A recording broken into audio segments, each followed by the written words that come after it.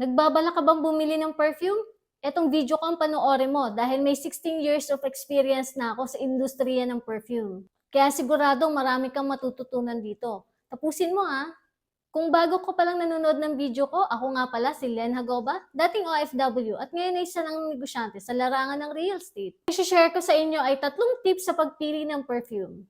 Pero bago yan, eto muna ang kwento. Noong 19 years old pa lang ako, nag-start na akong magtrabaho sa Rustan Shangri-La.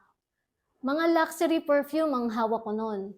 Kaya lang ang problema, nahihirapan ako magbenta kasi wala pa akong sapat na kaalaman at experience.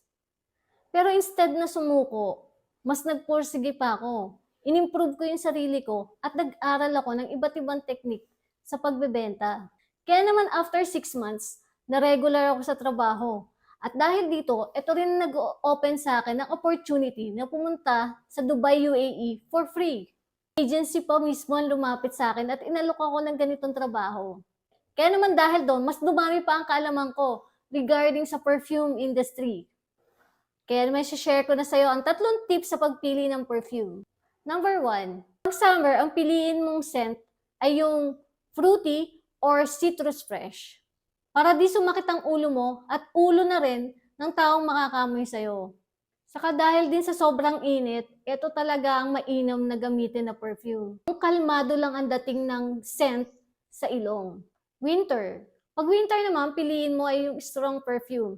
Like flowery, oriental, and amber. Yan ang perfect pang winter. Basta, hindi naman maselan yung amoy mo at hindi yung tipong sasakit ang ulo mo pag ginamit mo tong perfume. Etong advice na to para sa'yo.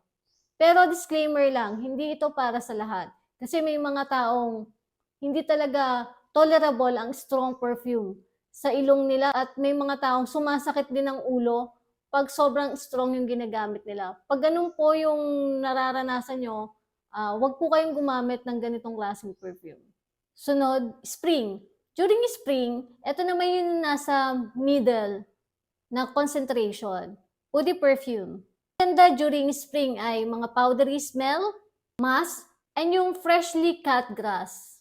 Yan yung marerecommend ko. Kaya yung woody perfume yung concentration para on the middle lang siya. Hindi sobrang strong, hindi rin sobrang light. Perfect sa weather. Alam mo ba kung bakit sinishare ko sa iyo ang kaalaman ko? Kasi naniniwala ako na ang perfume ay hindi lang siya basta scent. Ang perfume may isang identity.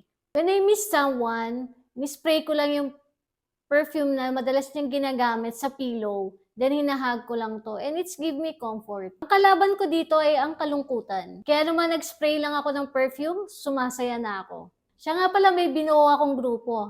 Ang Real Estate Owner PH. Magsama-sama tayo dyan.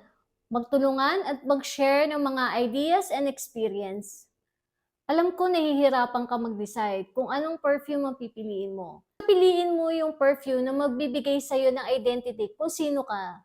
Kaya mo yan, makakapag-decide ka rin. Kung marami ka natutunan sa video ko, kaya naman pa-like, follow, share, and comment ka na rin.